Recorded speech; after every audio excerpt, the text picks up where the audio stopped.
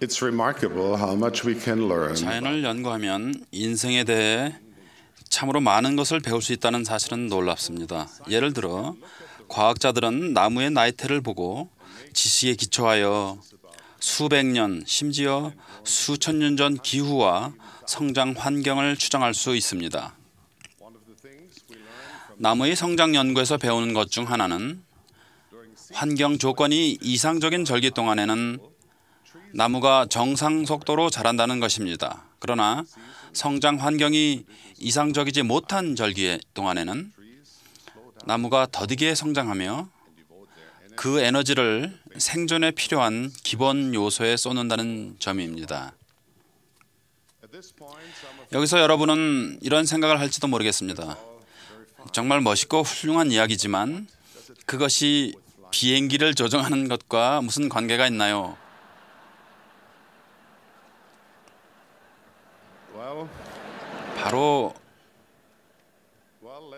바로 그 점을 말씀드리겠습니다.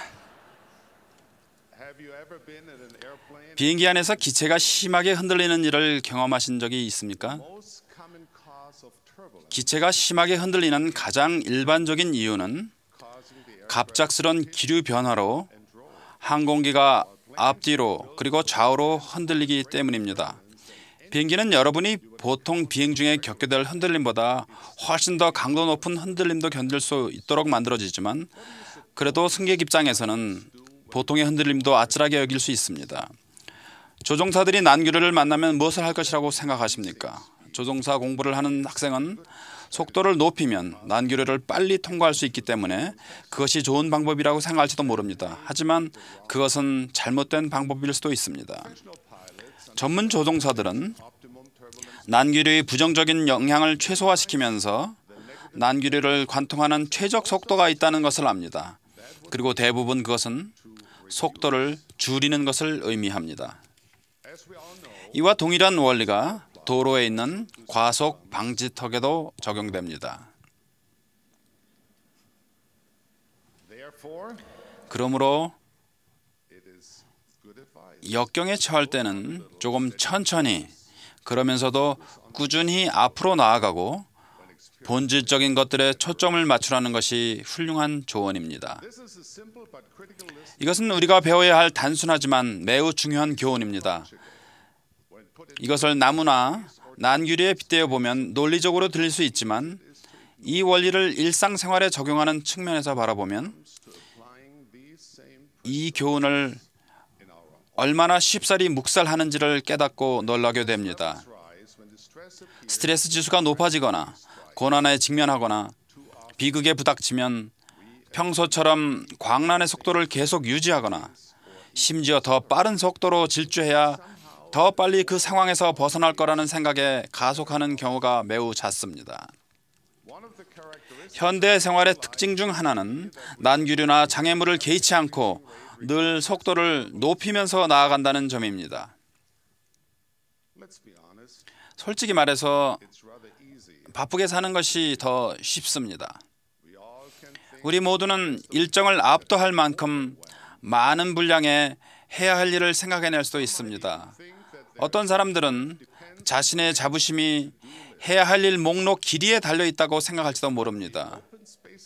그들은 심지어 스트레스와 피로를 느끼는 중에도 자유시간을 모임과 사소한 일들로 가득 채웁니다.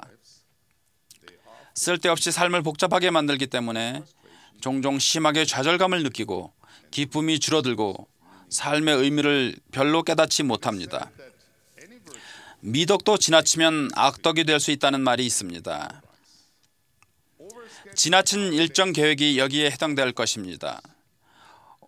오히려 성취가 걸림돌이 되고 대망이 방해가 될 수 있습니다.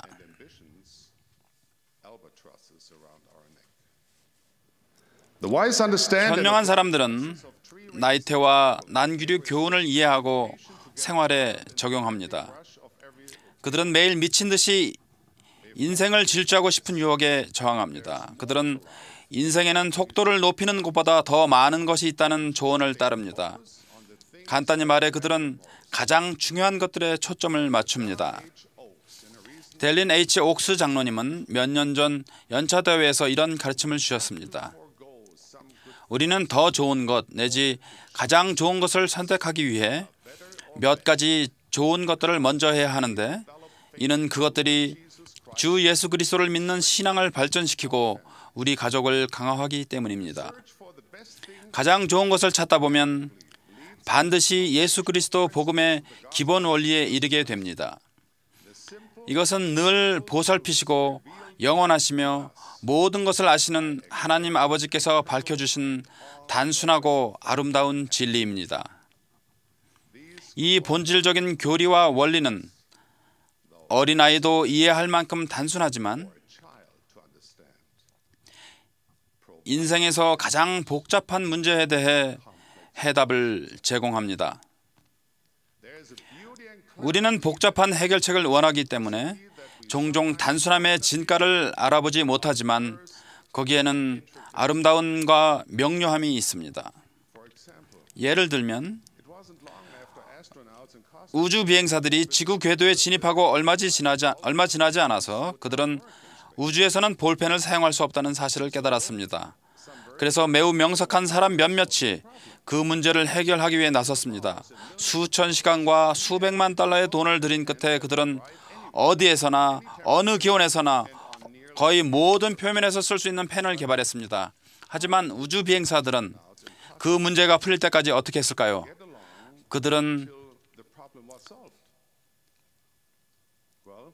그들은 단순히 연필을 사용했습니다.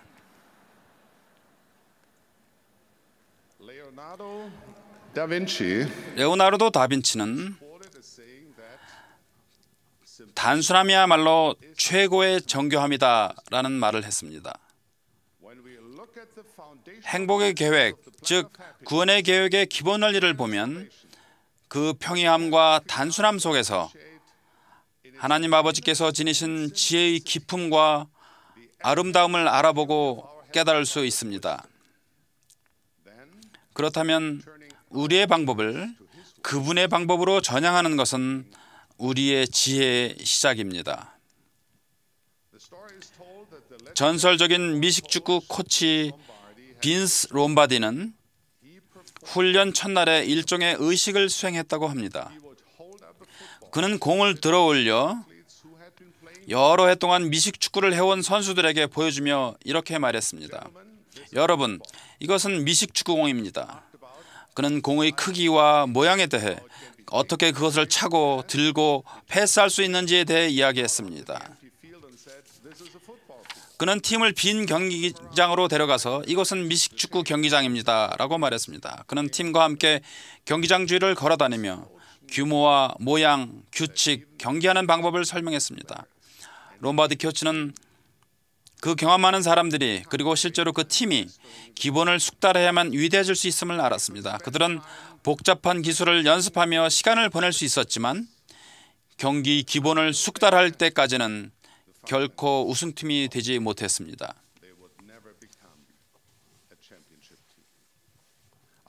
저는 기본이 얼마나 중요한지를 우리 대부분이 직관적으로 안다고 생각합니다. 그저 더 매혹적으로 보이는 아주 많은 것에 때때로 마음을 뺏기기도 하는 것입니다.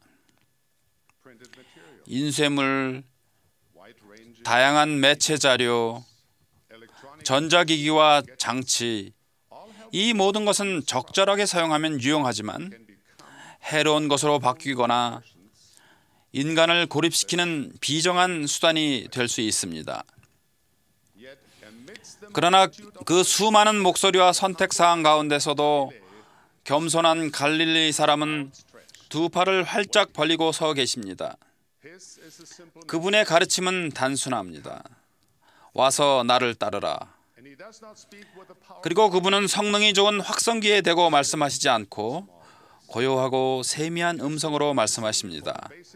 사방에서 쏟아지는 정보의 홍수 속에서 기본적인 복음 메시지는 쉽게 길을 잃을 수 있습니다. 거룩한 경전과 살아있는 선지자들의 말씀은 복음의 기본 원리와 교리를 강조합니다. 우리가 이 기본 원리로 순수한 교리로 되돌아가는 이유는 그것이 심오한 의미를 지닌 진리로 들어서는 출입구이기 때문입니다.